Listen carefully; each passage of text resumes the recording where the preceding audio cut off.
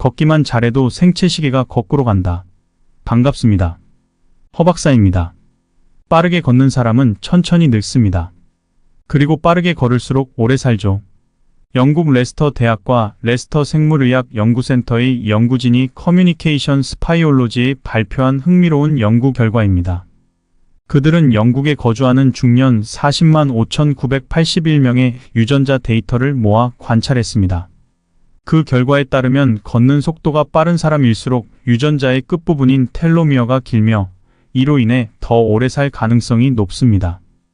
연구진은 걷는 속도의 차이만으로 무려 16년에서 20년까지 기대 수명이 늘어난다는 결론을 제시했습니다. 오늘 소개할 책은 오늘부터 걷기 리셋입니다. 걷는 것은 누구나 할 수 있습니다. 기능적으로 어려움이 없다면 말이죠. 대부분은 스스로 잘 걷는다고 생각합니다. 공원에서도 걷고 러닝머신 위에서도 걷고 계단도 무리 없이 오릅니다.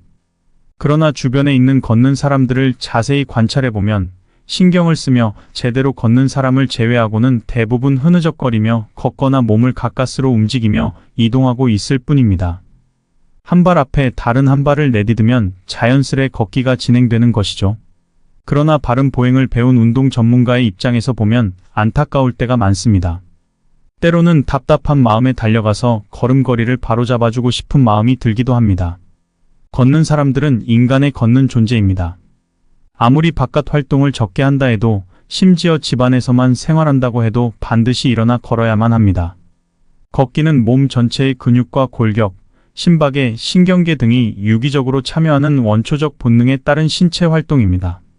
즉, 보행은 두 발로만 행하는 동작이 아니라 하체와 상체 근육과 골격, 그리고 뇌부터 발가락 끝까지 연결된 신경이 반사적인 반응을 일으키는 모든 행위입니다. 우리가 자연스럽게 할 수 있는 동작 중에서 가장 효율적이고 반사적이며 무의식적인 운동입니다. 그러나 잘못된 걷기를 하는 사람들이 많습니다. 그들은 걷는 게 아니라 기는 듯한 모습으로 나아갑니다. 그러나 보행은 추진해야 합니다. 걷기에서 가장 중요한 것은 추진력입니다. 추진력은 두 발로 땅을 차며 앞으로 나아가게 하는 힘입니다. 발의 뒤꿈치는 충격을 흡수하고 중심은 균형을 잡고 앞발은 강력하게 땅을 밀어내는 방식으로 성큼성큼 앞으로 나아가야 합니다.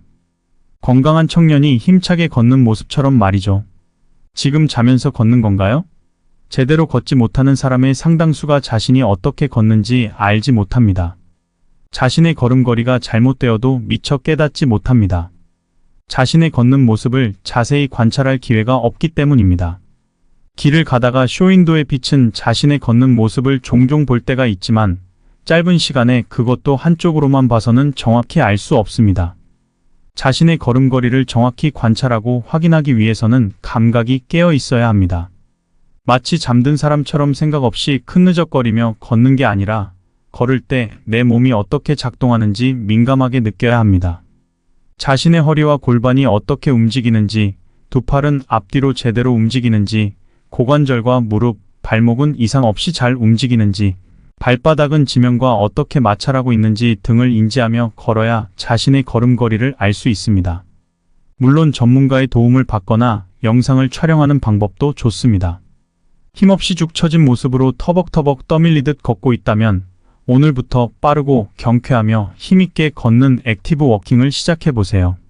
왜 액티브 워킹을 해야 하는지, 어떻게 걸어야 하는지 그 여정을 하나하나 따라가다 보면 한결 건강하고 젊어진 나를 만나게 될 것입니다.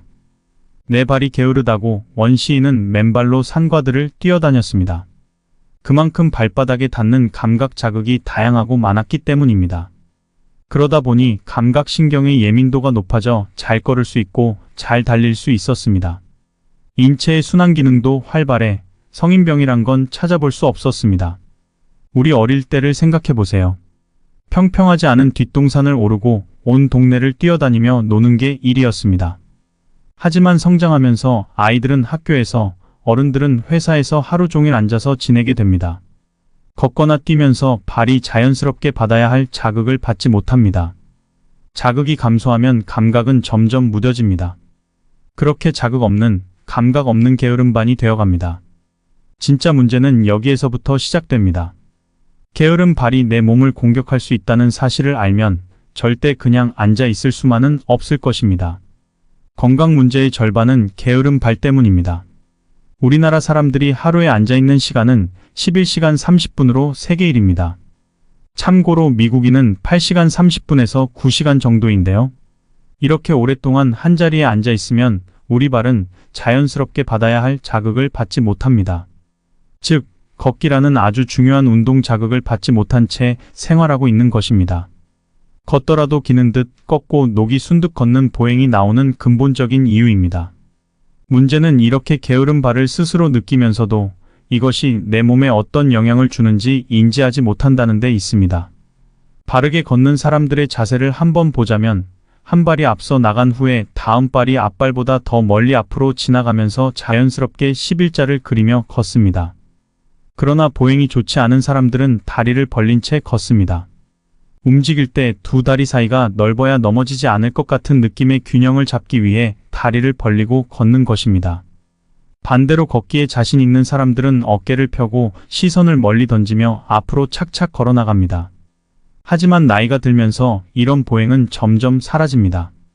걷기 부족으로 발이 게을러지면서 기능적 퇴화가 일어나고 근육이 소실되며 관절의 질환이 생겨 녹슨 보행이 나타납니다. 마치 운동장에 세워진 오래된 철제 놀이기구와 비슷합니다. 시간이 지나면서 녹이 슬어 잘 안 돌아가고 빽빽한 소리가 나며 균형이 틀어지는 것처럼 말이죠. 사람도 나이가 들고 관리가 부족하면 녹이 쓰게 됩니다. 그러면 예전의 젊은 걸음을 되찾기가 쉽지 않습니다. 잘못된 걸음걸이와 부족한 걷기가 야기하는 문제에 다시 주목해 봅시다.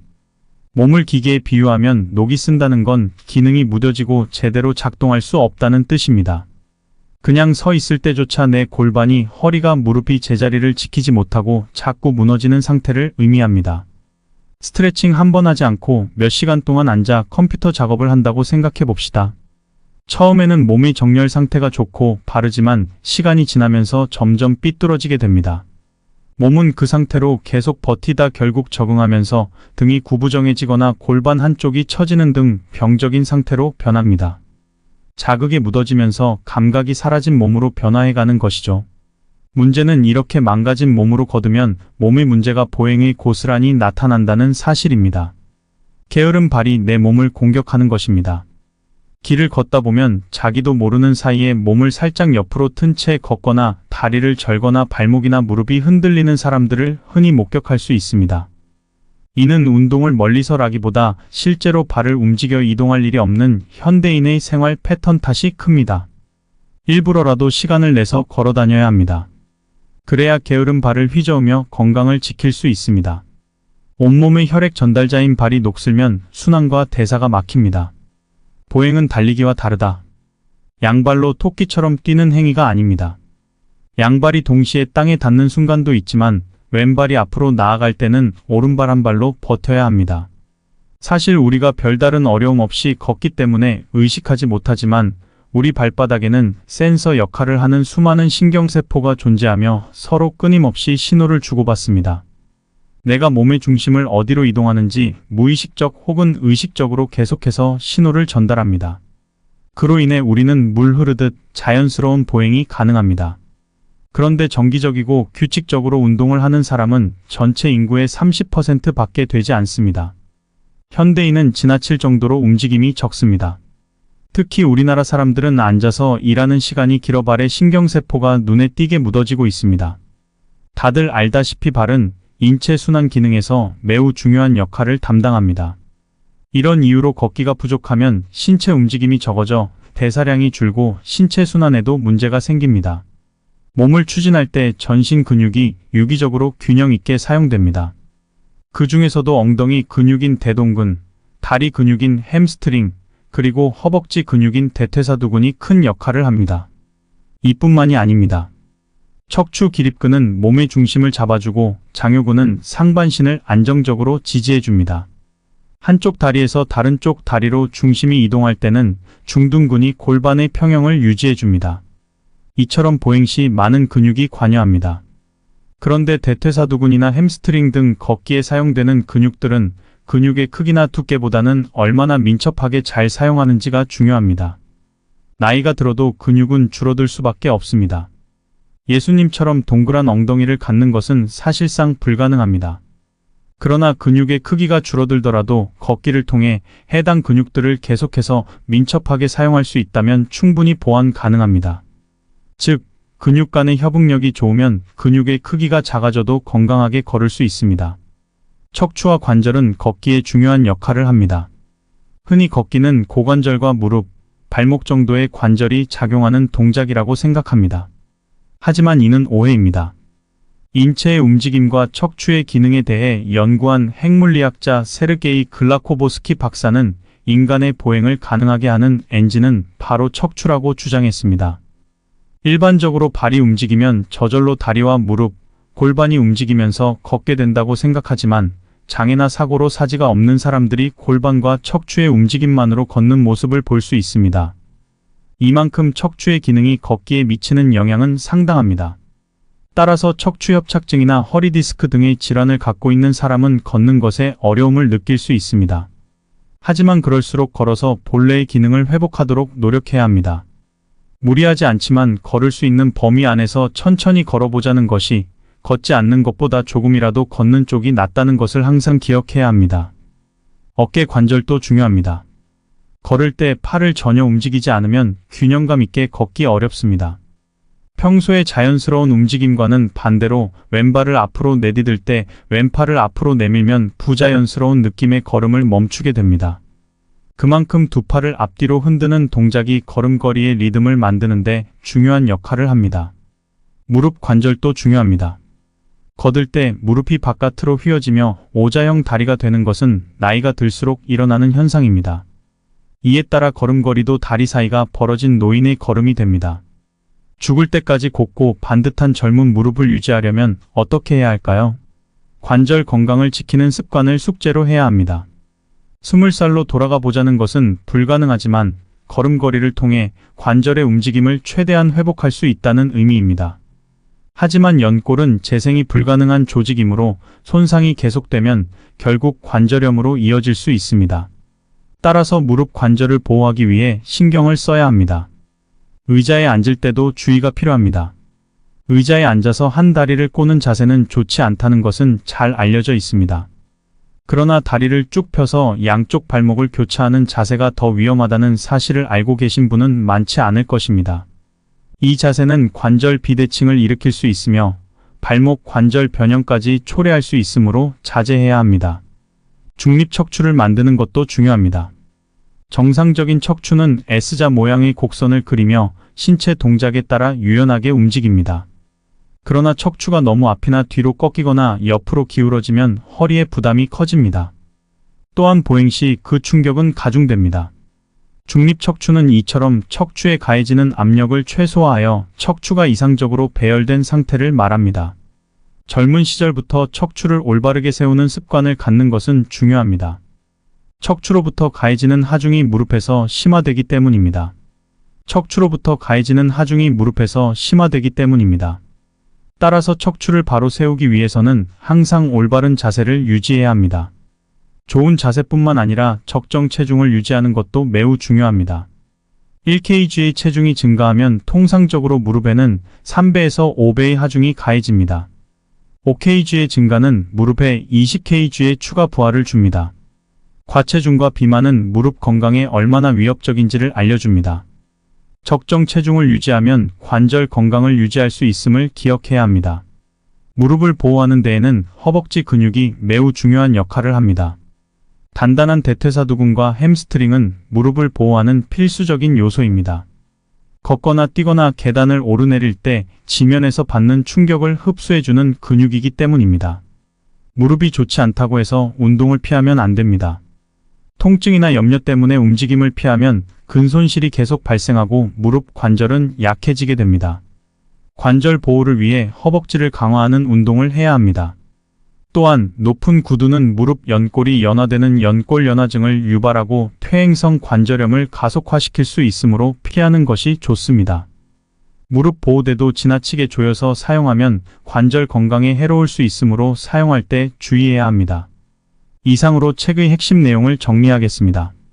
이 영상을 보고 어떤 생각이 드셨나요? 댓글로 여러분의 소중한 의견을 남겨주시고 다른 분들과 의견을 공유해 보시면 좋겠습니다. 건강에 관한 문제는 정해진 정답이 없기 때문에 소중한 경험과 의견을 자유롭게 나누어 주시면 많은 분들에게 도움이 될 것입니다. 또한 이 책은 곁에 두고 매일 조금씩 읽어보시면 평소 건강 습관을 바로 잡는 데에 많은 도움이 될 것입니다. 추가로 건강한 식단을 유지하는 것도 중요합니다. 식사를 할 때 신선한 과일과 채소를 섭취하고 고지방 및 고열량 음식은 피하시는 것이 좋습니다. 또한 충분한 수면과 규칙적인 운동도 건강에 도움이 됩니다. 이러한 습관들을 지속적으로 실천하면 건강을 유지하는 데에 도움이 될 것입니다. 걷기만 잘해도 생체 시계가 거꾸로 간다. 반갑습니다. 허박사입니다.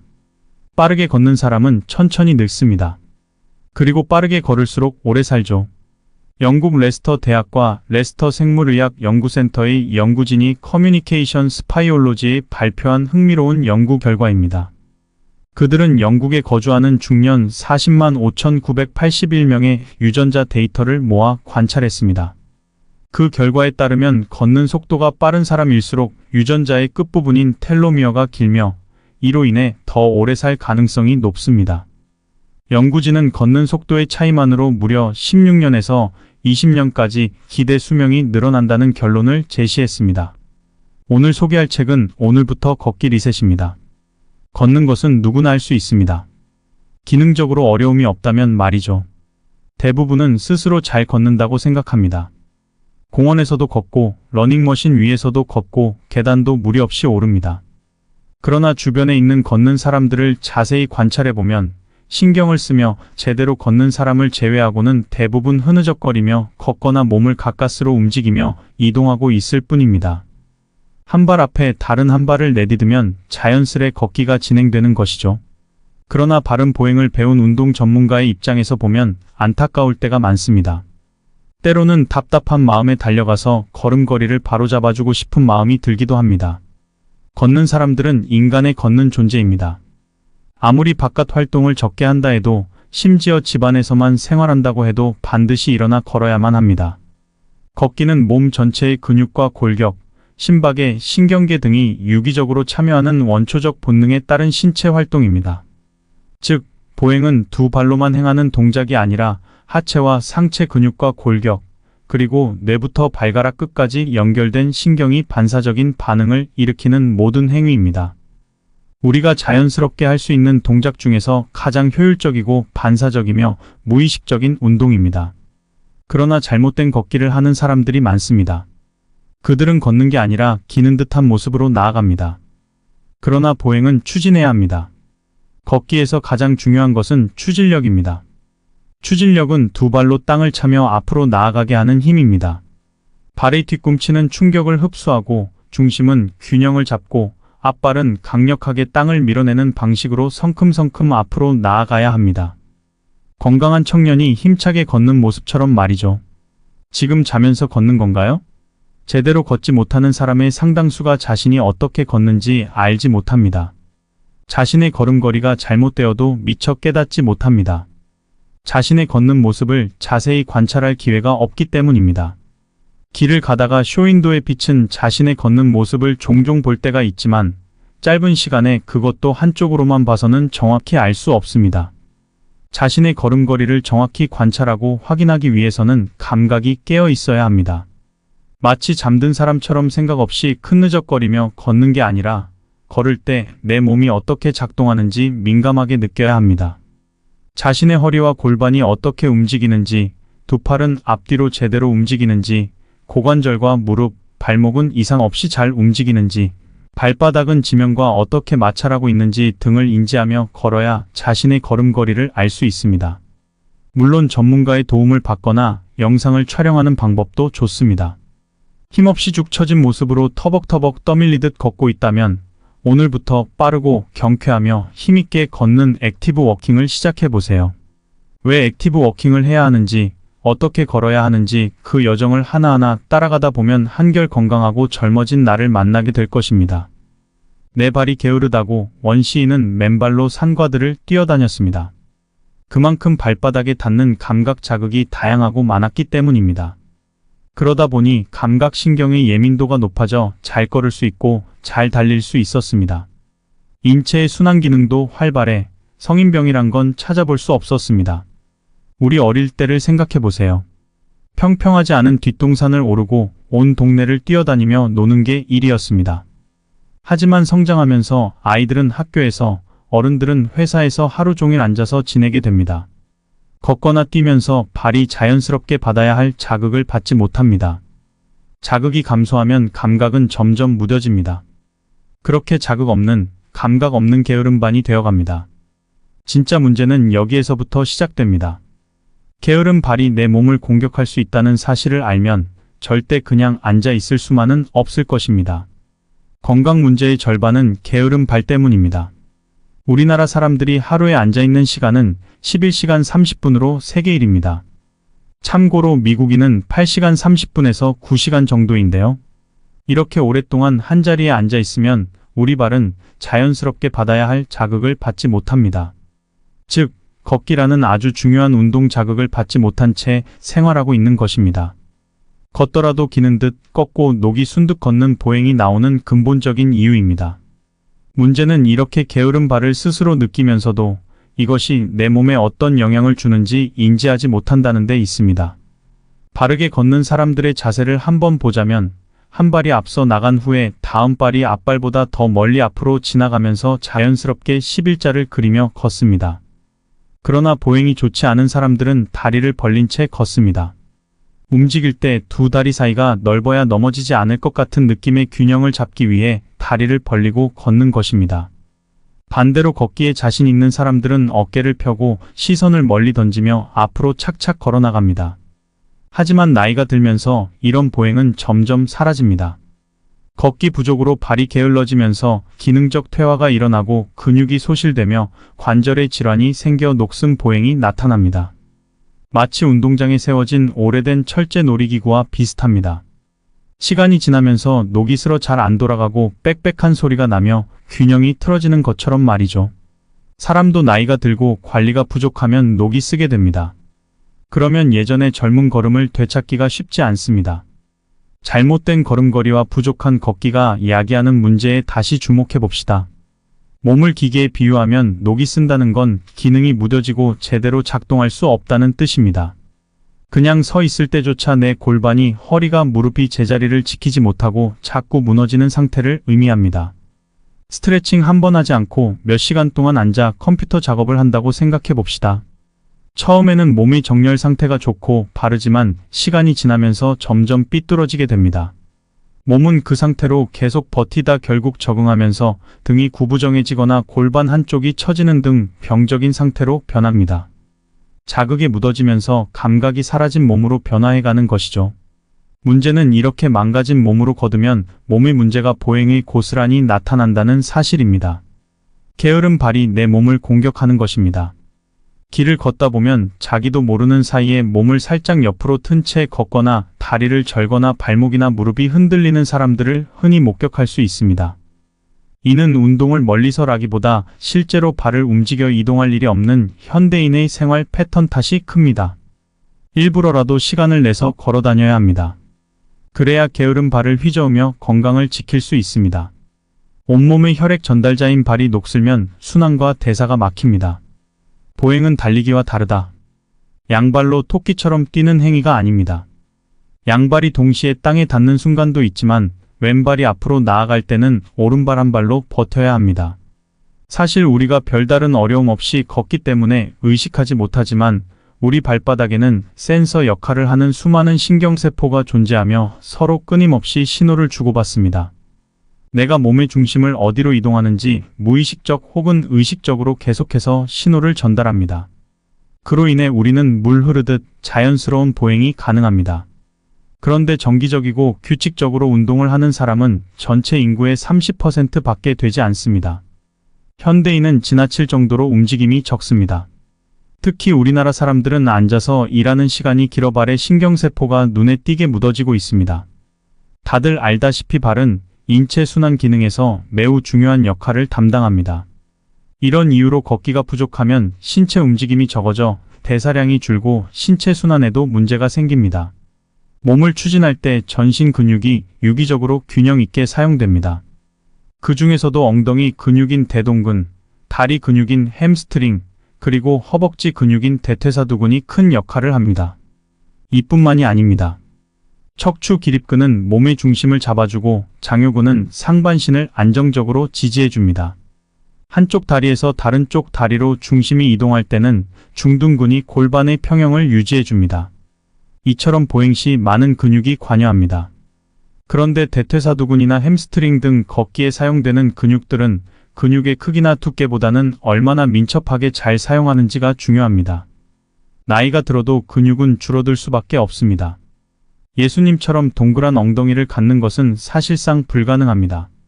그러나 근육의 크기가 줄어들더라도 걷기를 통해 해당 근육들을 계속해서 민첩하게 사용할 수 있다면 충분히 보완 가능합니다.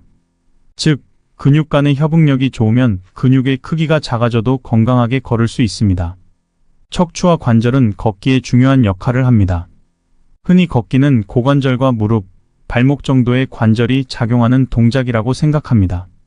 하지만 이는 오해입니다.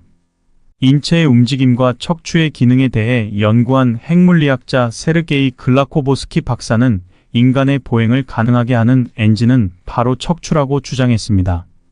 일반적으로 발이 움직이면 저절로 다리와 무릎, 골반이 움직이면서 걷게 된다고 생각하지만 장애나 사고로 사지가 없는 사람들이 골반과 척추의 움직임만으로 걷는 모습을 볼 수 있습니다. 이만큼 척추의 기능이 걷기에 미치는 영향은 상당합니다. 따라서 척추협착증이나 허리디스크 등의 질환을 갖고 있는 사람은 걷는 것에 어려움을 느낄 수 있습니다. 하지만 그럴수록 걸어서 본래의 기능을 회복하도록 노력해야 합니다. 무리하지 않지만 걸을 수 있는 범위 안에서 천천히 걸어보자는 것이 걷지 않는 것보다 조금이라도 걷는 쪽이 낫다는 것을 항상 기억해야 합니다. 어깨 관절도 중요합니다. 걸을 때 팔을 전혀 움직이지 않으면 균형감 있게 걷기 어렵습니다. 평소의 자연스러운 움직임과는 반대로 왼발을 앞으로 내디딜 때 왼팔을 앞으로 내밀면 부자연스러운 느낌의 걸음을 멈추게 됩니다. 그만큼 두 팔을 앞뒤로 흔드는 동작이 걸음걸이의 리듬을 만드는데 중요한 역할을 합니다. 무릎 관절도 중요합니다. 걷을 때 무릎이 바깥으로 휘어지며 오자형 다리가 되는 것은 나이가 들수록 일어나는 현상입니다. 이에 따라 걸음걸이도 다리 사이가 벌어진 노인의 걸음이 됩니다. 죽을 때까지 곱고 반듯한 젊은 무릎을 유지하려면 어떻게 해야 할까요? 관절 건강을 지키는 습관을 숙제로 해야 합니다.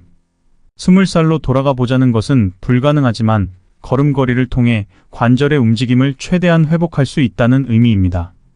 하지만 연골은 재생이 불가능한 조직이므로 손상이 계속되면 결국 관절염으로 이어질 수 있습니다. 따라서 무릎 관절을 보호하기 위해 신경을 써야 합니다. 의자에 앉을 때도 주의가 필요합니다. 의자에 앉아서 한 다리를 꼬는 자세는 좋지 않다는 것은 잘 알려져 있습니다. 그러나 다리를 쭉 펴서 양쪽 발목을 교차하는 자세가 더 위험하다는 사실을 알고 계신 분은 많지 않을 것입니다. 이 자세는 관절 비대칭을 일으킬 수 있으며 발목 관절 변형까지 초래할 수 있으므로 자제해야 합니다. 중립척추를 만드는 것도 중요합니다. 정상적인 척추는 S자 모양의 곡선을 그리며 신체 동작에 따라 유연하게 움직입니다. 그러나 척추가 너무 앞이나 뒤로 꺾이거나 옆으로 기울어지면 허리에 부담이 커집니다. 또한 보행 시 그 충격은 가중됩니다. 중립척추는 이처럼 척추에 가해지는 압력을 최소화하여 척추가 이상적으로 배열된 상태를 말합니다. 젊은 시절부터 척추를 올바르게 세우는 습관을 갖는 것은 중요합니다. 척추로부터 가해지는 하중이 무릎에서 심화되기 때문입니다. 척추로부터 가해지는 하중이 무릎에서 심화되기 때문입니다. 따라서 척추를 바로 세우기 위해서는 항상 올바른 자세를 유지해야 합니다. 좋은 자세뿐만 아니라 적정 체중을 유지하는 것도 매우 중요합니다. 1kg의 체중이 증가하면 통상적으로 무릎에는 3배에서 5배의 하중이 가해집니다. 5kg의 증가는 무릎에 20kg의 추가 부하를 줍니다. 과체중과 비만은 무릎 건강에 얼마나 위협적인지를 알려줍니다. 적정 체중을 유지하면 관절 건강을 유지할 수 있음을 기억해야 합니다. 무릎을 보호하는 데에는 허벅지 근육이 매우 중요한 역할을 합니다. 단단한 대퇴사두근과 햄스트링은 무릎을 보호하는 필수적인 요소입니다. 걷거나 뛰거나 계단을 오르내릴 때 지면에서 받는 충격을 흡수해주는 근육이기 때문입니다. 무릎이 좋지 않다고 해서 운동을 피하면 안 됩니다. 통증이나 염려 때문에 움직임을 피하면 근손실이 계속 발생하고 무릎 관절은 약해지게 됩니다. 관절 보호를 위해 허벅지를 강화하는 운동을 해야 합니다. 또한 높은 구두는 무릎 연골이 연화되는 연골연화증을 유발하고 퇴행성 관절염을 가속화시킬 수 있으므로 피하는 것이 좋습니다. 무릎 보호대도 지나치게 조여서 사용하면 관절 건강에 해로울 수 있으므로 사용할 때 주의해야 합니다. 이상으로 책의 핵심 내용을 정리하겠습니다. 이 영상을 보고 어떤 생각이 드셨나요? 댓글로 여러분의 소중한 의견을 남겨주시고 다른 분들과 의견을 공유해 보시면 좋겠습니다. 건강에 관한 문제는 정해진 정답이 없기 때문에 소중한 경험과 의견을 자유롭게 나누어 주시면 많은 분들에게 도움이 될 것입니다. 또한 이 책은 곁에 두고 매일 조금씩 읽어보시면 평소 건강 습관을 바로 잡는 데에 많은 도움이 될 것입니다. 추가로 건강한 식단을 유지하는 것도 중요합니다. 식사를 할 때 신선한 과일과 채소를 섭취하고 고지방 및 고열량 음식은 피하시는 것이 좋습니다. 또한 충분한 수면과 규칙적인 운동도 건강에 도움이 됩니다. 이러한 습관들을 지속적으로 실천하면 건강을 유지하는 데에 도움이 될 것입니다. 걷기만 잘해도 생체 시계가 거꾸로 간다. 반갑습니다. 허박사입니다. 빠르게 걷는 사람은 천천히 늙습니다. 그리고 빠르게 걸을수록 오래 살죠. 영국 레스터 대학과 레스터 생물의학 연구센터의 연구진이 커뮤니케이션 스파이올로지에 발표한 흥미로운 연구 결과입니다. 그들은 영국에 거주하는 중년 40만 5,981명의 유전자 데이터를 모아 관찰했습니다. 그 결과에 따르면 걷는 속도가 빠른 사람일수록 유전자의 끝부분인 텔로미어가 길며 이로 인해 더 오래 살 가능성이 높습니다. 연구진은 걷는 속도의 차이만으로 무려 16년에서 20년까지 기대 수명이 늘어난다는 결론을 제시했습니다. 오늘 소개할 책은 오늘부터 걷기 리셋입니다. 걷는 것은 누구나 할 수 있습니다. 기능적으로 어려움이 없다면 말이죠. 대부분은 스스로 잘 걷는다고 생각합니다. 공원에서도 걷고 러닝머신 위에서도 걷고 계단도 무리 없이 오릅니다. 그러나 주변에 있는 걷는 사람들을 자세히 관찰해보면 신경을 쓰며 제대로 걷는 사람을 제외하고는 대부분 흐느적거리며 걷거나 몸을 가까스로 움직이며 이동하고 있을 뿐입니다. 한 발 앞에 다른 한 발을 내디디면 자연스레 걷기가 진행되는 것이죠. 그러나 바른 보행을 배운 운동 전문가의 입장에서 보면 안타까울 때가 많습니다. 때로는 답답한 마음에 달려가서 걸음걸이를 바로잡아주고 싶은 마음이 들기도 합니다. 걷는 사람들은 인간의 걷는 존재입니다. 아무리 바깥 활동을 적게 한다 해도 심지어 집안에서만 생활한다고 해도 반드시 일어나 걸어야만 합니다. 걷기는 몸 전체의 근육과 골격, 심박의 신경계 등이 유기적으로 참여하는 원초적 본능에 따른 신체 활동입니다. 즉, 보행은 두 발로만 행하는 동작이 아니라 하체와 상체 근육과 골격, 그리고 뇌부터 발가락 끝까지 연결된 신경이 반사적인 반응을 일으키는 모든 행위입니다. 우리가 자연스럽게 할 수 있는 동작 중에서 가장 효율적이고 반사적이며 무의식적인 운동입니다. 그러나 잘못된 걷기를 하는 사람들이 많습니다.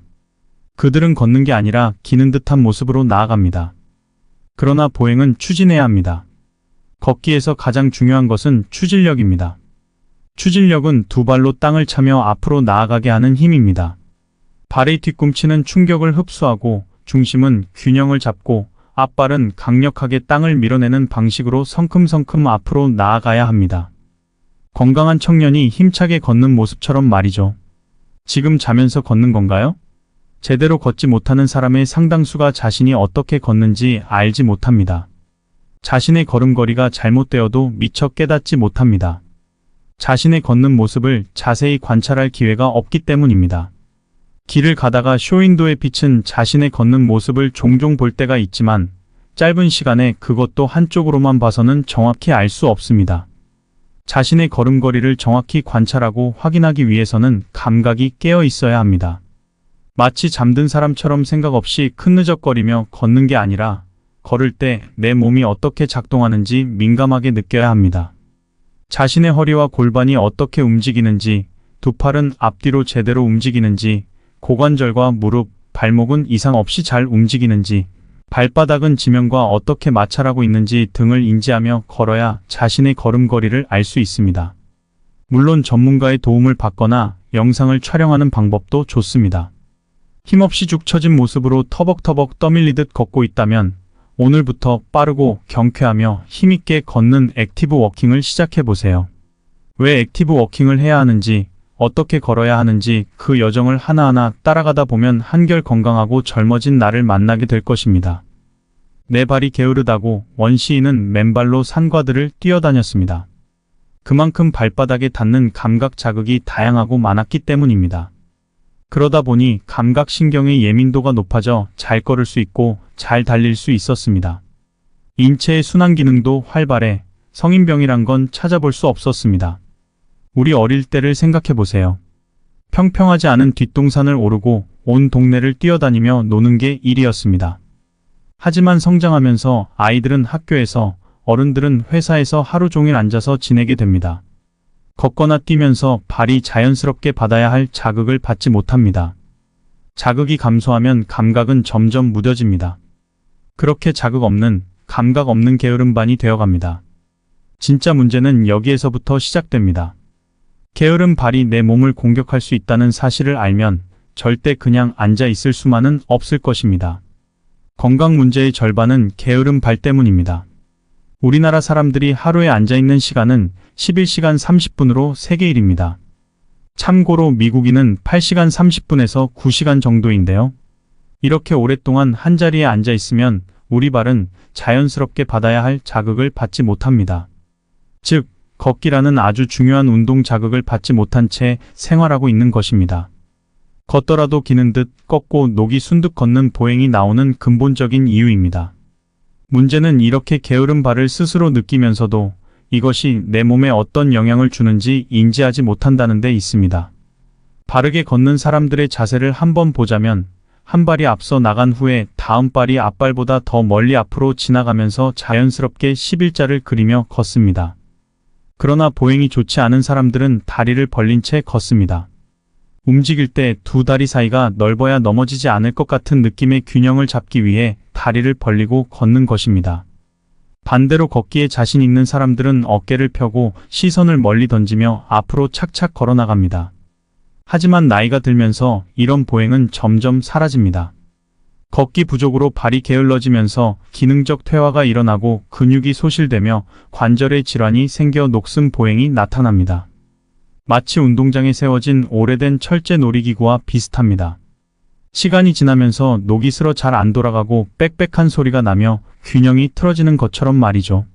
사람도 나이가 들고 관리가 부족하면 녹이 쓰게 됩니다. 그러면 예전의 젊은 걸음을 되찾기가 쉽지 않습니다. 잘못된 걸음걸이와 부족한 걷기가 야기하는 문제에 다시 주목해 봅시다. 몸을 기계에 비유하면 녹이 쓴다는 건 기능이 무뎌지고 제대로 작동할 수 없다는 뜻입니다. 그냥 서 있을 때조차 내 골반이, 허리가, 무릎이 제자리를 지키지 못하고 자꾸 무너지는 상태를 의미합니다. 스트레칭 한 번 하지 않고 몇 시간 동안 앉아 컴퓨터 작업을 한다고 생각해 봅시다. 처음에는 몸의 정렬 상태가 좋고 바르지만 시간이 지나면서 점점 삐뚤어지게 됩니다. 몸은 그 상태로 계속 버티다 결국 적응하면서 등이 구부정해지거나 골반 한쪽이 처지는 등 병적인 상태로 변합니다. 자극이 묻어지면서 감각이 사라진 몸으로 변화해가는 것이죠. 문제는 이렇게 망가진 몸으로 걷으면 몸의 문제가 보행에 고스란히 나타난다는 사실입니다. 게으른 발이 내 몸을 공격하는 것입니다. 길을 걷다 보면 자기도 모르는 사이에 몸을 살짝 옆으로 튼 채 걷거나 다리를 절거나 발목이나 무릎이 흔들리는 사람들을 흔히 목격할 수 있습니다. 이는 운동을 멀리서라기보다 실제로 발을 움직여 이동할 일이 없는 현대인의 생활 패턴 탓이 큽니다. 일부러라도 시간을 내서 걸어 다녀야 합니다. 그래야 게으른 발을 휘저으며 건강을 지킬 수 있습니다. 온몸의 혈액 전달자인 발이 녹슬면 순환과 대사가 막힙니다. 보행은 달리기와 다르다. 양발로 토끼처럼 뛰는 행위가 아닙니다. 양발이 동시에 땅에 닿는 순간도 있지만 왼발이 앞으로 나아갈 때는 오른발 한 발로 버텨야 합니다. 사실 우리가 별다른 어려움 없이 걷기 때문에 의식하지 못하지만 우리 발바닥에는 센서 역할을 하는 수많은 신경세포가 존재하며 서로 끊임없이 신호를 주고받습니다. 내가 몸의 중심을 어디로 이동하는지 무의식적 혹은 의식적으로 계속해서 신호를 전달합니다. 그로 인해 우리는 물 흐르듯 자연스러운 보행이 가능합니다. 그런데 정기적이고 규칙적으로 운동을 하는 사람은 전체 인구의 30%밖에 되지 않습니다. 현대인은 지나칠 정도로 움직임이 적습니다. 특히 우리나라 사람들은 앉아서 일하는 시간이 길어 발의 신경세포가 눈에 띄게 묻어지고 있습니다. 다들 알다시피 발은 인체 순환 기능에서 매우 중요한 역할을 담당합니다.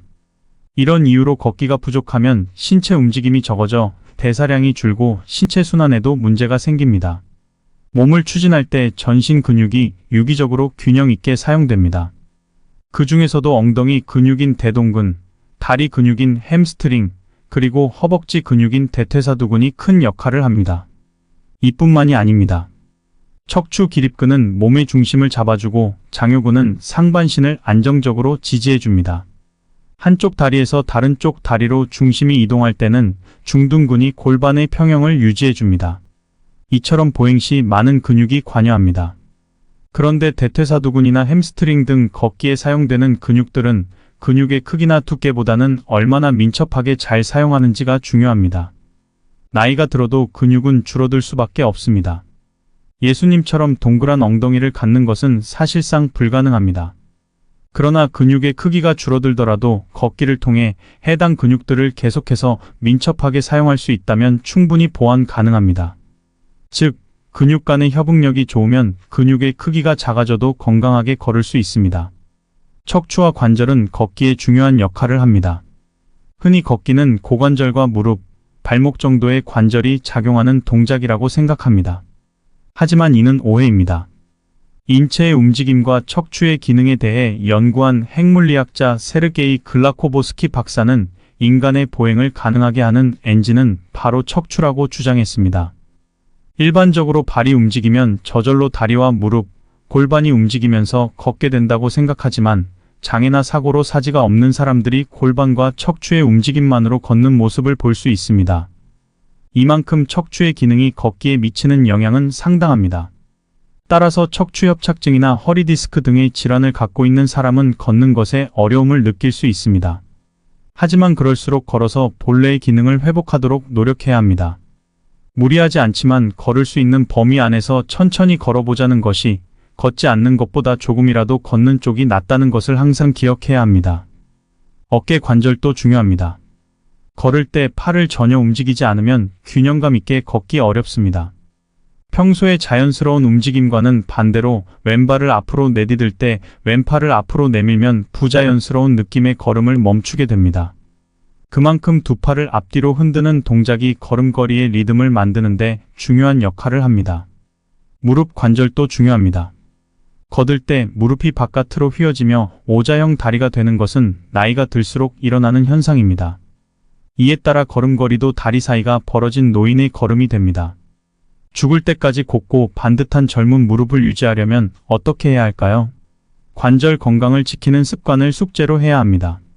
20살로 돌아가 보자는 것은 불가능하지만 걸음걸이를 통해 관절의 움직임을 최대한 회복할 수 있다는 의미입니다. 하지만 연골은 재생이 불가능한 조직이므로 손상이 계속되면 결국 관절염으로 이어질 수 있습니다. 따라서 무릎 관절을 보호하기 위해 신경을 써야 합니다. 의자에 앉을 때도 주의가 필요합니다. 의자에 앉아서 한 다리를 꼬는 자세는 좋지 않다는 것은 잘 알려져 있습니다. 그러나 다리를 쭉 펴서 양쪽 발목을 교차하는 자세가 더 위험하다는 사실을 알고 계신 분은 많지 않을 것입니다. 이 자세는 관절 비대칭을 일으킬 수 있으며 발목 관절 변형까지 초래할 수 있으므로 자제해야 합니다. 중립 척추를 만드는 것도 중요합니다. 정상적인 척추는 S자 모양의 곡선을 그리며 신체 동작에 따라 유연하게 움직입니다. 그러나 척추가 너무 앞이나 뒤로 꺾이거나 옆으로 기울어지면 허리에 부담이 커집니다. 또한 보행 시 그 충격은 가중됩니다. 중립 척추는 이처럼 척추에 가해지는 압력을 최소화하여 척추가 이상적으로 배열된 상태를 말합니다. 젊은 시절부터 척추를 올바르게 세우는 습관을 갖는 것은 중요합니다. 척추로부터 가해지는 하중이 무릎에서 심화되기 때문입니다. 척추로부터 가해지는 하중이 무릎에서 심화되기 때문입니다. 따라서 척추를 바로 세우기 위해서는 항상 올바른 자세를 유지해야 합니다. 좋은 자세뿐만 아니라 적정 체중을 유지하는 것도 매우 중요합니다. 1kg의 체중이 증가하면 통상적으로 무릎에는 3배에서 5배의 하중이 가해집니다. 5kg의 증가는 무릎에 20kg의 추가 부하를 줍니다. 과체중과 비만은 무릎 건강에 얼마나 위협적인지를 알려줍니다. 적정 체중을 유지하면 관절 건강을 유지할 수 있음을 기억해야 합니다. 무릎을 보호하는 데에는 허벅지 근육이 매우 중요한 역할을 합니다. 단단한 대퇴사두근과 햄스트링은 무릎을 보호하는 필수적인 요소입니다. 걷거나 뛰거나 계단을 오르내릴 때 지면에서 받는 충격을 흡수해주는 근육이기 때문입니다. 무릎이 좋지 않다고 해서 운동을 피하면 안 됩니다. 통증이나 염려 때문에 움직임을 피하면 근손실이 계속 발생하고 무릎 관절은 약해지게 됩니다. 관절 보호를 위해 허벅지를 강화하는 운동을 해야 합니다. 또한 높은 구두는 무릎 연골이 연화되는 연골연화증을 유발하고 퇴행성 관절염을 가속화시킬 수 있으므로 피하는 것이 좋습니다. 무릎 보호대도 지나치게 조여서 사용하면 관절 건강에 해로울 수 있으므로 사용할 때 주의해야 합니다. 이상으로 책의 핵심 내용을 정리하겠습니다. 이 영상을 보고 어떤 생각이 드셨나요? 댓글로 여러분의 소중한 의견을 남겨주시고 다른 분들과 의견을 공유해 보시면 좋겠습니다. 건강에 관한 문제는 정해진 정답이 없기 때문에 소중한 경험과 의견을 자유롭게 나누어 주시면 많은 분들에게 도움이 될 것입니다. 또한 이 책은 곁에 두고 매일 조금씩 읽어보시면 평소 건강 습관을 바로 잡는 데에 많은 도움이 될 것입니다. 추가로 건강한 식단을 유지하는 것도 중요합니다. 식사를 할 때 신선한 과일과 채소를 섭취하고 고지방 및 고열량 음식은 피하시는 것이 좋습니다. 또한 충분한 수면과 규칙적인 운동도 건강에 도움이 됩니다. 이러한 습관들을 지속적으로 실천하면 건강을 유지하는 데에 도움이 될 것입니다.